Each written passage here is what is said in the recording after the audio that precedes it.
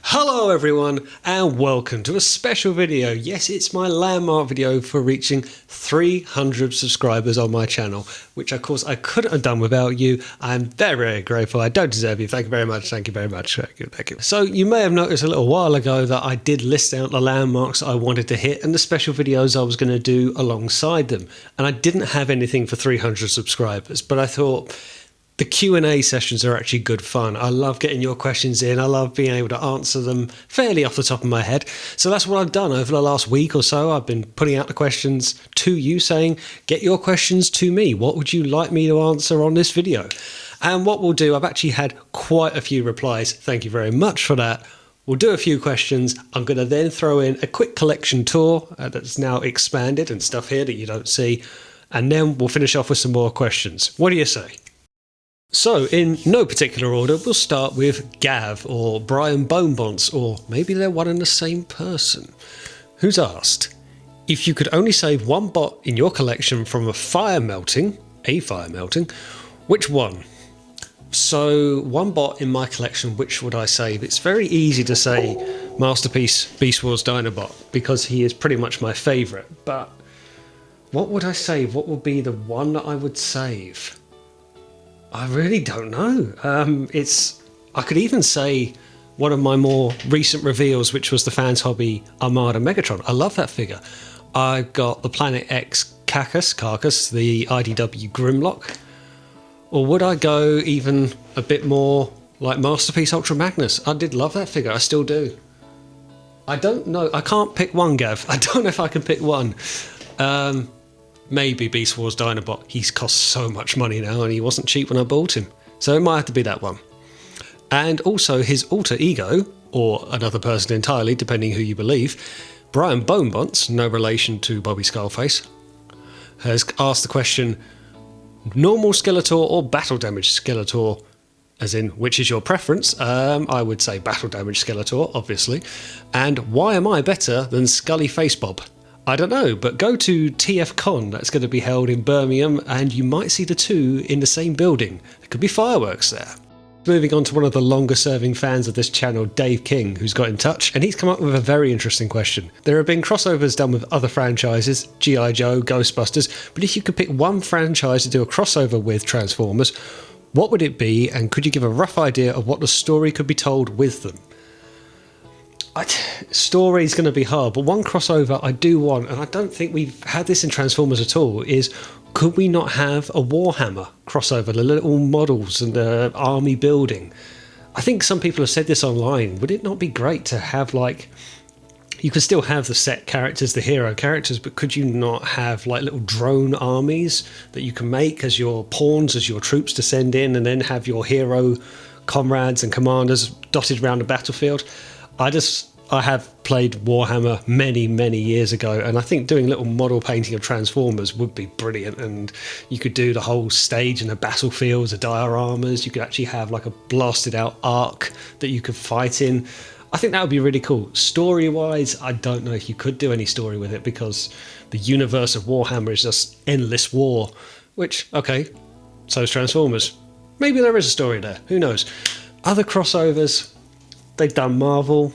You have to think, if you're going to do story, it's got to be something that a crossover really does work. It can fit a narrative. So I was a bit surprised when they did the Star Trek one, to be honest, because how do you really compare Star Trek and Transformers? Yeah. I think Warhammer would be for me. Story would be interesting, how you would weave that into just mindless war. But I'd like to do little Transformers model building. That would be quite cool. And moving on next, we have C4 Darkmane, which is a wonderful name, by the way, who's got in touch and said, when do you think Alexis will transform Unicron, and are those add-on kits to split him from his planet and shell mode worth it? So let's tackle the big elephant in the room. I think, and I know he's watching, I know you're watching, Alexis. Do I think he'll transform Unicron? If he didn't do it for episode 100 of Transformers the Show, then no. That is staying in planet mode forever. It is a big paperweight. Enjoy your paperweight, Alexis. The add-ons to split it, that's a good idea. Is it worth it? I just can't get on board with not transforming your figures. I don't see why you wouldn't, why people don't. Okay, that does look a horrendous transformation. It's a lot of money for something to potentially break. It's not fun. So I can understand why people want to sort of put it off, but to have something in 2 modes when you can transform, I don't know. That surprises me a little bit, but is it worth it? I think the robot mode of Unicron without the kibble for planet mode looks quite good when it's kind of decluttered, dekibbled. So it could be worth it. It was actually Rudy who said to me that if you're going to put in that level of money into a figure like that Unicron and you still have to get kind of add-on kits for it, that's a lot of money to still be putting in money for add-on kits. It's still not technically a complete figure. Personal preference. Do I think it's worth it? If you have no intention of transforming the Unicron figure, then probably. But I would still think Transformers are there to be transformed or converted. So next up we have Transformers the Show. Their entire Twitter page got in touch with me and it says, who is your favourite member of Transformers the Show and why is it Jamie?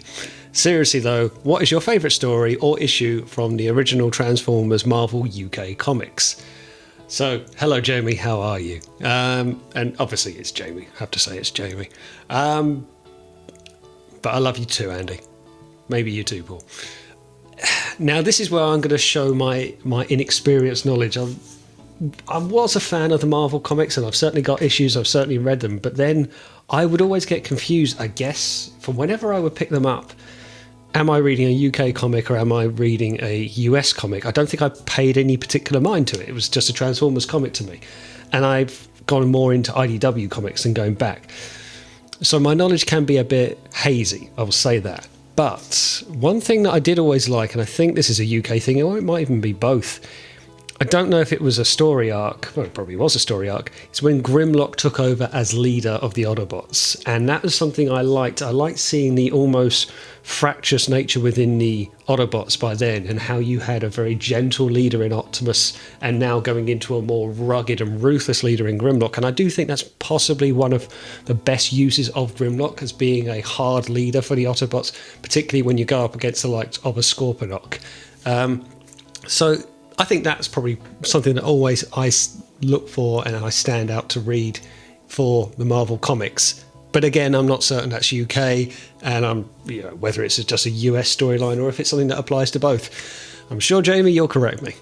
So next up, Tech Spiders got in touch and said, what is your dream job? Like story making, art, working with someone from Hasbro. So if my dream job... my dream job personally would be a Formula 1 driver, I suppose, or a racing driver of some kind. But specifically tied to Transformers, what would I like to do? I would love to be one of these people who designs Transformers, and very much when you look into the Masterpiece and the third-party realms, and when you see this level of engineering and design, I'd love to look at that at like CAD drawing level or model level, where you have tolerances of joint, density of plastic, application of paint, that kind of puzzle creating. I mean, I love Transformers. I love the transforming of Transformers. That's fun. So I'd like to take that a step further. It's like looking at the inner workings of a watch. I find that so interesting. So that would be kind of my dream job is... And actually, it's possibly even more interesting when you look at the Chug level, when you look at the Hasbro stuff. We've seen on some of the Hasbro Fan First Fridays reveals that they would do, you've heard some of the engineers saying, we've got to do all of this to a budget. And to me, that's even more interesting, particularly when you look at some of the Chug figures that have come out recently, how they've done all this engineering, made such a good figure, and they've had to do it at, I don't know, no more than $20 a figure. It's very interesting when you think you've got all these constraints, but you've got to try and make something work come the end of it. And certainly they have. I'd obviously love to do some of the art designs. I know there is better people out there than me, though. I'm happy to admit that. But there's a couple of dream jobs that I could do with Transformers. It would be really interesting to get into the behind-the-scenes kind of stuff of what is a great, great hobby. Okay, let's take a little pause there and have a little look at the collection, shall we? Now we'll start off at one of the bottom of the glass cabinets here, and you might recognise this from the last time I did a collection tour. This is Generation Toys Devastator, and at the very bottom there you can see a Siege remould of Generation 2 Megatron. And I think really for the size of Devastator, that's really the pose I have to get him in with the upgrade kits that make him taller and also harder to store. Coming up, you can see Transform Mission, which is Generation Toy by another name. I did a review on them recently on the channel. I actually think they're better in vehicle mode than in combine mode, and again, same problem as with Generation Toy. If I put them into combine mode, I do struggle to keep them in the cupboard. And there you have 3 Earthrise Seekers, which are hanging from the shelf above to give a flying effect, which I think is quite cool. Then we come up into a triple changer section, or 6 changer in one case. So the Astra Train we have there is Fancy Cell, Transformation Captain, and then you've got KFC's Blitzwing, which I flip sometimes back and forward from robot mode to tank mode to jet mode. And there you have Unique Toys version of Octane, which again is hanging from the shelf above. And that's just normal Power of the Primes or Combiner Wars version of 6-Shot. I have been looking to upgrade him over time. Now you might recognise this from before, which has changed from the last collection video. This is kind of the leader shelf, and it's got a little busier here now. So I have General MP36 in the middle, but also at the back we've got Fans Toys Sovereign and Fans Toys Quietus, with a Takara MP13 for the Soundwave, with some cassettes from Ocular Max or MMC cassettes, and Make Toys Howling Meteors, my Starscream. And at the very top of the shelf we got Titan Class. Say hello to the Earthrise Scorponok. Starting at the bottom of the next cabinet, I actually have some of the Geiger Power Dinobots and also Hot Soldiers version of a Hearts of Steel Bumblebee, which I absolutely love. Now that's not Centurion, that is Bumblebee. You cannot convince me otherwise. And then coming up, I've got the other 3 dinos all together, and the infamously sticking out version of the metallic paint scheme and not the chrome, and he is sadly the ugly duckling. He does stand out from the rest of my chrome pack, but I love those dinos. And then coming up next we have Combiner Wars Defensor with the C Plus upgrade kit. He's still in my collection to this day, and the 3 Fans Toys aerial bots, which I will be looking to add to now Fans Toys have finally decided to release those figures. And coming up, this is I guess what you'd say is the hero leader shelf, or it's really now becoming my season 1 and 2 shelf for the Autobots. We got MP44 in the middle with a Make Toys Jazz, X-Transbots, Tailbreaker with a Masterpiece Sunstreaker, Grapple and Ratchet back there as well, but I will flesh that out a bit more as time goes on. And up the top we have Fortress Maximus, standing pretty good side by side. Now for my new display over here, there's nothing really in this box shelf at the bottom here, just some boxes here of the Terracons above. And this is 4 out of the 5 of the TFC Toys Terracons that I'm actually working on. Hungar is hopefully not too far away. And then this has sort of become my, I guess you'd say, rebirth set over here. So we've got Kingdom, Galvatron and Cyclonus and Studio Series 86 Scourge, and also at the back there, if you can see, I've still got Combiner Wars Trigger Happy with a bit of a Decepticon diorama going on there. I also have the Target Master Nightstick from the Fans Toys Cyclonus to go with Kingdom Cyclonus. And above that is my Kang Toys Predacons, and I love how these guys look, but it is going to be a bit hard to house all of them. This is just 3 of them, and it's going to be something like about 6 or 8 of them. And above that is my Zeta Toys Bruticus, standing tall and proud. Now coming down at the bottom, this is my TFC Toys version of 8-Face, not the wonderful Siege 8-Face of course, but he'll have to do. He is in gorilla mode. Now we come into my Beast Wars selection. This is your Kingdom really set of Beast Wars figures behind the Masterpiece version of Megatron. Say it with me. Yes. And then above that we go into the Maximals. Now again, I've got a mixture of Kingdom and Masterpiece going on here, but I think for scale this works pretty well. I mean, eventually I'm going to have to get a Masterpiece Rhinox when the time comes, because he is looking a bit on the small side compared to some of the others. And then above that, I guess we have Convoy mode. We've got an Optimus Prime here. This is the Magic Square Optimus Prime with the official trailer, and MP09 Rodimus Prime with trailer mode as well. And just above that is a boxed art version of Rodimus I am selling at the moment. Hint, hint. Nothing to really talk about on this one, that's just a bit of storage on this side. And then one of my recent reviews, this is Fans Hobby Meg Tyranno, the Armada Megatron. Love how he looks, with his little Minicon as well. Now I've got the Autobot diorama, which is looking a bit thin compared to the Decepticon side. Only two of them in here. We have Artfire and Studio Series 86 Studio Series 86 Wreck-Gar. And then this has inadvertently become my movie bot, so if you like, or season 3, because I put First Aid up here as well. But this is the start of my movie bots. You've got the MMC First Aid, Fans Toys Jabba just behind in Blur, Masterpiece Ultra Magnus, KFC Transistor for Blaster, Target Master, Hot Rodimus, Spike and Daniel, and the Target Master that comes with Blur as well. And then above that is Zeta Toys Superitron or Kronos, the metallic version. This top shelf is kind of a bit of a misfits of everything. I've got the Starship Voyager up there, I've got Siege Jetfire in his battle mode, I've got Master Made Tripticon with a very tiny Megatron, I've got Commander Class Earthrise Skylynx, love that, another Master Made Omega Supreme with a very tiny Optimus. Should really get more of those. And this is my IDW shelf. So there is my Planet X Cacus Grimlock.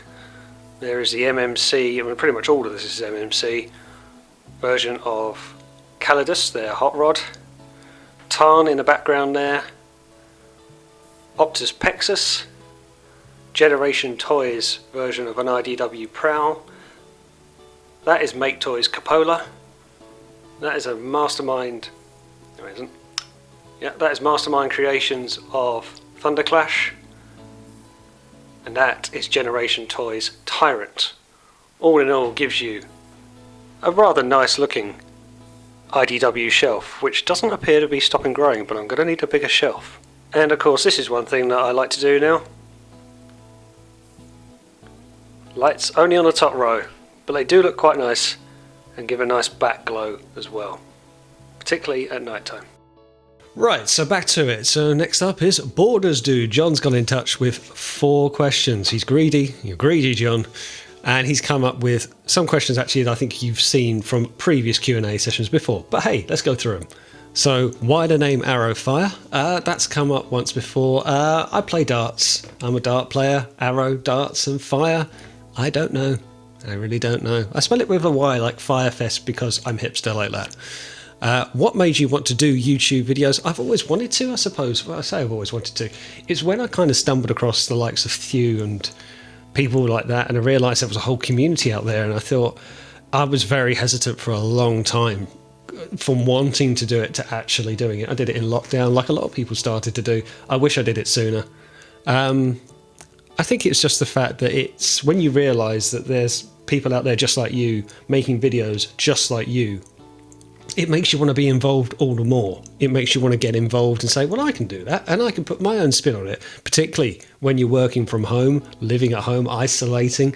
You want to do these videos because it's a great way of communicating, I suppose, where human interaction was quite cut off for so long. Thankfully, we're coming back to face-to-face interaction. It's nice to see people, and conventions are coming up again. It's going to be so good to actually go back to a convention this year. What draws you to third-party bots over official? I think this question is going to come up a little bit. I think I heard a line from a YouTuber years ago, and it was, why third-party over official? I think you get more love with third-party figures, more care goes into it, and I think that can seem maybe a bit of an obnoxious comment to come out with, but I think it's true. I think you do get more of a, this is what we want as a fan, as fans have got together and almost done a crowdfunding project in some cases. I know Hasbro have actually done crowdfunding, but it is made by fans for fans, I suppose. It's not to say that you won't have people in Hasbro who aren't fans, but they'll have divisions of people who get moved around to departments. I don't know the names so well, but you have had people who have worked on Transformers for Hasbro and then been moved on to, say, Power Rangers or, I don't know, Ghostbusters, Teenage Mutant Ninja Turtles, whatever. They'll move on to transfer their skills onto something else because it makes good business sense, and it might. But I feel with third party, there's no constraints to that. If a third party company wants to make it, they will make it. If they have the desire and the heart and the will to, they do it. And I just feel you get that bit more love and attention. Just one stance on it for me anyway. And what is your Transformers Holy Grail? I don't know. Actually, I want to just kind of clarify Holy Grail. So is this going to be something that I never thought I would get? Or is that kind of like the light at the end of the tunnel? Or is something I've always wanted and picked up? So, something I thought I'd never get, and I haven't got really, is the old Generation 2 Megatron tank from back in day. I have a Generation 1.5. I'd like a Generation 1.5 Thunderclash that doesn't break and disintegrate. Holy Grail. What did I think I'd never get? I did get the Make Toys Howling Meteor, which is a Starscream, which I never thought I'd get that. I think in terms of something that I never thought I would get, I suppose it would have to be that Starscream, but it would probably be Generation 2 Megatron tank. That would be a Holy Grail for me. I have had opportunities to get one, and I've shied away from getting it. I don't know why, I just don't think it would fit with anything in my collection, but it would be something I would like to get as kind of a long-standing itch to scratch. And we're back to Transformers the show. Andy's got involved this time with even more questions than John. Good God, Andy. Right, so he's put, what made you choose third party and Masterpiece over the mainline Transformers? Well, I don't know if I've chosen it over. If anything, I've actually become more Chug nowadays. Because Siege, Earthrise, Kingdoms, just Studio Series 86, it's all been so good. If anything, my collection is invaded by Chug figures now. You've seen behind me the amount of figures I've got. You go pre-War for Cybertron trilogy, they weren't there. It was just Masterpiece figures. Again, I love the density to it. I love the things like the die cast, the applied paint. I like the term Masterpiece when it's done really well. I love that kind of premium high-end feel, because you do feel like you're holding a piece of art. You're holding something that is a masterpiece, and it needs to live up to that name. It doesn't always, but at least that's why I like to think if I'm going to be paying very high levels of money in some cases, I want to feel like I'm getting the best version of that character on the market at the time. I will say, though, that sometimes the best version isn't necessarily Masterpiece. I haven't got a Masterpiece Wreck-Gar at the moment. I've still got my Chug one, and for now and probably a long time, that's going to be my version of Wreck-Gar. I don't think that's going to get beaten. Next he's put, what was your first figure? I think I've mentioned that on the show before. I had a knockoff black Jeep, which I've still got. And it is a floppy mess. I didn't realise what it was when I picked it up at a toy fair. It was very likely to be a knockoff. But I've still got it, and I was about 4 years old, maybe. So this would have been 1990, maybe 89. Yeah, very, very long time ago. So old now. Which is your favourite? Which is your favourite figure? I've always had a soft spot for Generation 1 Inferno for some reason. Still got him, love him. I've still got my Optimus Prime, Generation 2 Optimus Prime, play with to death. I've got Generation 1 Grimlock, love that. They're sort of ones that I played with, I really enjoyed, and even though they're battered and floppy and scratched all over the place, I still love them. I still pick them up and get that nostalgia itch as soon as I pick them out. I'm like, oh yes, I had such great fun with this. So I did love Grimlock. I transformed him back and forward so many times, and yeah, he was great. If you have one, which is your favourite mainline figure? At the moment, it's got to be Cyclonus at the moment, I think. It's got to be him.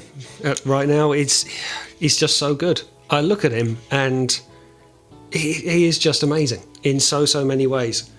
I don't think I've been so impressed with a figure other than this. He made my top 5 pickups of the year. And even though I've got the Fans Toys version, which really, for that price, should be the ultimate, but this was so good. And I love this more because I didn't expect it to be so good. The thing is now, Hasbro, I expect them all to be of this quality. Favorite G1? Favorite G1 toy character? Favorite G1 character, I suppose I'll have to be typical and say Optimus Prime, obviously. Favorite G1 toy? Again, I might have to go back to Grimlock. Just love that Grimlock. I did have a Metroplex for about 5 seconds before he disintegrated at the waist joint. Now I have 2 Metroplexes. I done jazzed him. And a favourite original Beast Wars figure. Now much more my scene. The Beast Wars toys, I've said this before, had tremendous playability. And we've seen recently with the re-releases of the figures. Now, the Megatron toy wasn't that great. The Optimus Primal figure was very good and in many ways still is the best Optimus Primal figure out there. I would say as well, the Scorponok figure is brilliant, and that was the first time, I think, was it a Mega Class that came out? The class system's slightly different. It was very big, and it's still got the on a hinge tail, scorpion tail to do the sting.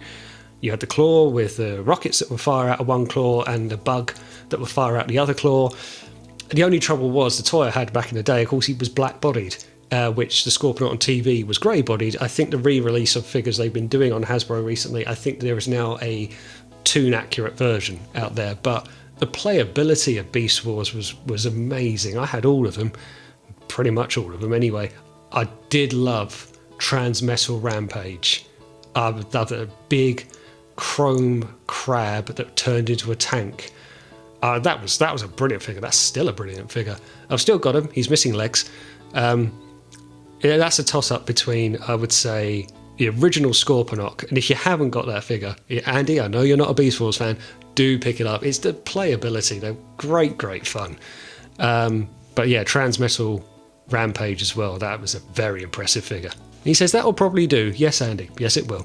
Moving on now to Paul from Transformers The Show. We got, who is your favourite YouTuber? Well, I have to say yourself, don't I? Favourite YouTuber? I don't know, I mean, I've got so many of our little community, if you like, people that I'll happily just watch their videos all day long. People like Brad, people like, sorry to give their full name, Exilian XLR, people like Bumblejumper, so many others, Rudy, of course, so many others I'm going to forget to mention. But favourite YouTuber, Thew has always been great to watch. I love watching Ben's Collectibles, to be fair to him. I love the fact he gets like up-to-date figures and shows you a transformation. I do also like watching Deluxe at the moment, Deluxe Baldwin. I've watched his videos for a little while now, but I love his energy that he brings through on his videos. And it's the same with Bumblejumper. They've got that same kind of kiddish charm to them, by that they're so excited by the toys that they're reviewing and getting. It really comes through the screen, and I'm happy that they're happy. So I love watching things like that. And the other question he's asked, what do you collect other than Transformers? Sadly, not a lot now. Guitars. Some people have seen that recently. I have dabbled with Guyver collection figures before. Stopped that. That got quite expensive, and they hardly exist anymore because the company went bust. I've collected Formula 1 cars before. What else have I collected? I did, as I say, a little bit of Warhammer in times gone by. I have been tempted to get into some collecting. I think when you've seen some of the figures that have been coming out from Hasbro, even maybe a Power Rangers collection.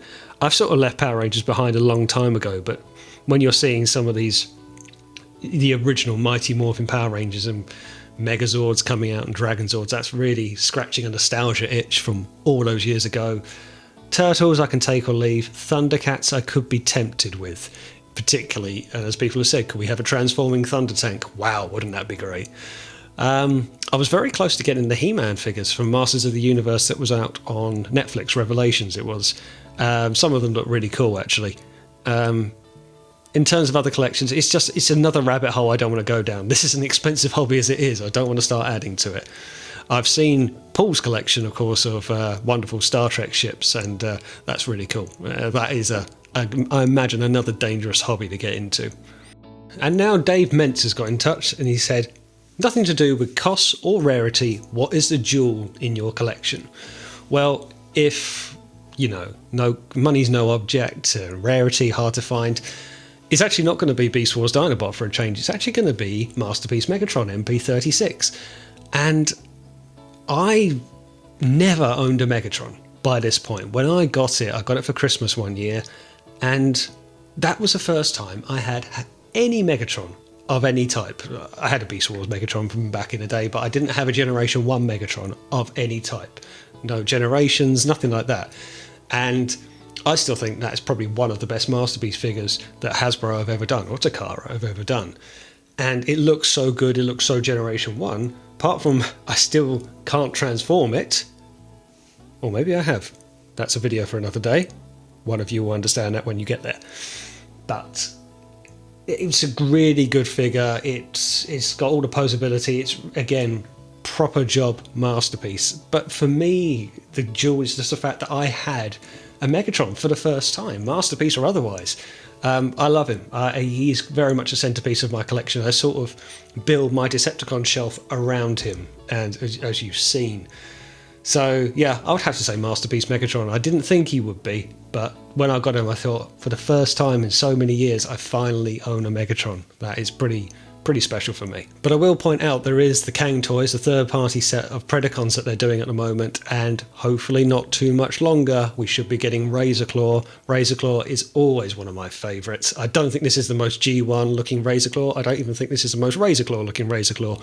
But still, to have a die-cast Masterpiece Razorclaw, I'm really excited for that. So fingers crossed that could be a jewel in my collection soon enough. And now Bumblejumper's got in touch. Hello, Ed. And he says, if you were put in charge of a Transformers brand, what would your new direction be? Well, new direction of Transformers. I want more Transformers video games. I think a lot of people do. It's one thing, and I've said this before, they are so few and far between. We don't get many of them very often, and the ones that we've been getting now, they're mobile games, or they're very kid-inspired games, I suppose. I have played, and even on this channel, the Transformers Battlegrounds game, which was a strategy turn-based game, which was fun, which was good, which was fine, but I'm talking about AAA titles or near enough. I'm talking about like the War for Cybertron and Fall of Cybertron. They were really good. They weren't perfect, they had bugs, they had issues, and they certainly hadn't worked out how to do their escalation mode, their horde mode, which is fine. That stuff can be ironed out.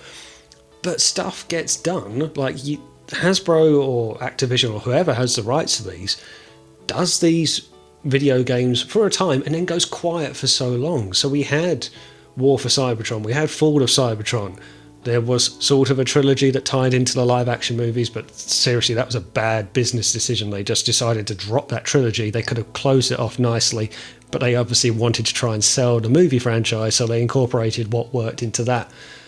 No, that was short-sighted. But then again, you come into Transformers Devastation, really good. A very fun game, very much fan service to the Generation 1 fans, and that ends on a very good cliffhanger, I suppose, if you looked at the post-credit scenes. But again, nothing. Decided not to do a second one. And how many years has that been? Was that like 7 years ago now? Maybe more? And that's just like... I get quite frustrated where you get a gem of a video game and then nothing for so long. So I'd like to see more focus on that. If I was in charge, that would be a focus for me. Ed's also come back. What is your best life lesson? Best life lesson? Oh, we're getting philosophical now. I think, I don't know if it's a life lesson, but one thing that I've certainly learned is it's a dirty word of practice. And I say that quite a lot. You can't do anything without practice. And I've found, even from doing this channel, you go back and watch my very early videos, I'm so rigid, I'm nervous, I'm frightened, I've been making tweaks all the way along. But it is through practice. It is from trial and error. And I've always believed, if you do things the hard way, jump in with both feet, the next time won't ever be as bad. And I knew, in terms of doing this channel, my first video, I had to do it. I had to put myself in front of the camera. People said to me at the time, oh, you're really brave for putting yourself on screen for the first video. I knew I had to do it. I couldn't keep putting it off because it was always going to be a challenge. It was always going to be intimidating. But at least then I knew once I'd done it, the second video wouldn't be so scary. Neither would the third or the fourth. And I think you just have to learn to deal with that anxiety as best you can. And there's a lot of anxiety out there, but these things should be fun.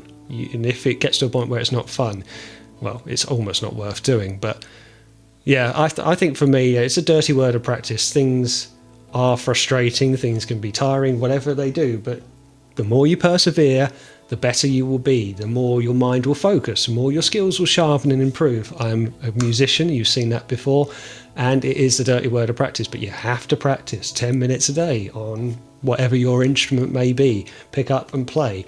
And yeah, just keep on chugging. And he's also come out with, what is your favourite junk food? What are you saying? Am I overweight? No. Favourite junk food? I am partial to a Mackie D's. I do like a McDonald's from time to time. Which reminds me, I am hungry. But I do love a pizza. I can eat pizza all the time nearly. And I do like a nice kebab. Proper British, me. Proper British. And we'll finish off with one more from Digbysaurus, who's come along with, what is your greatest of all time figure and why is it CJ Face? Well, of course, it has to be CJ Face, and anyone who thinks otherwise is just plain stupid, aren't they? Now, in terms of greatest of all time figure, what figure has really stood up against the test of time? I do love some of the Beast Wars ones. I still think hold up. I've said before, Transmetal Tarantulas from Beast Wars. I still think that holds up today, and there's allegedly supposed to be another one coming out. I forget the company who's making it. I've actually got a pre-order on it.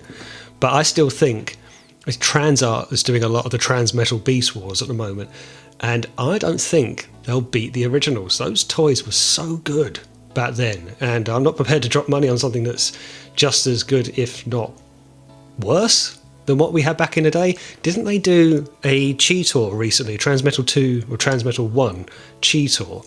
And I looked at it side by side to the original one. I almost couldn't tell the difference. And I thought, well, in that case, I've still got Cheetor. I'm going to keep with him. I love that toy. In terms of that, what else the greatest all-time figure? I mean, I love some of those Masterpiece combiners. I didn't think we'll be at a stage to have Masterpiece scale combiners that stand and look so, so good. We certainly wouldn't have thought that from back in the day. So the fact that we have that now is really good.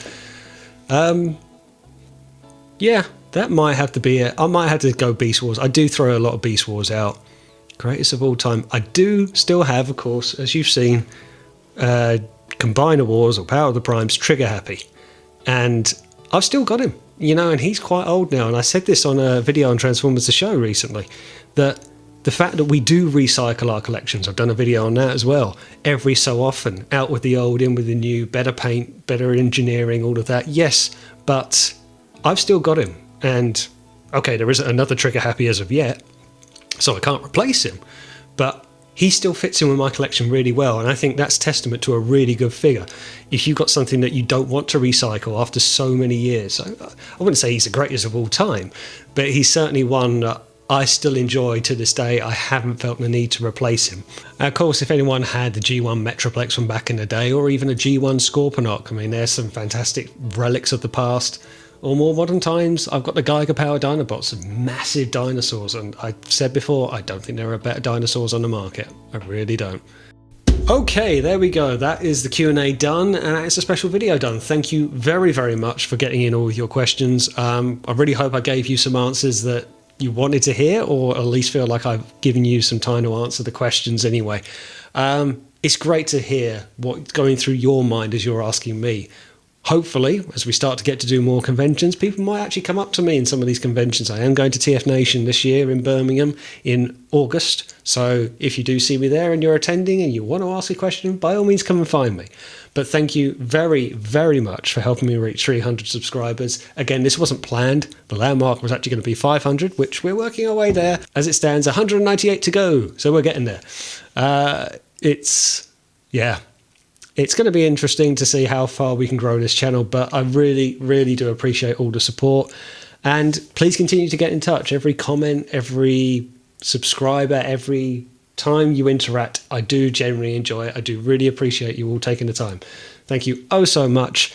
And as always, I will see you on the next one.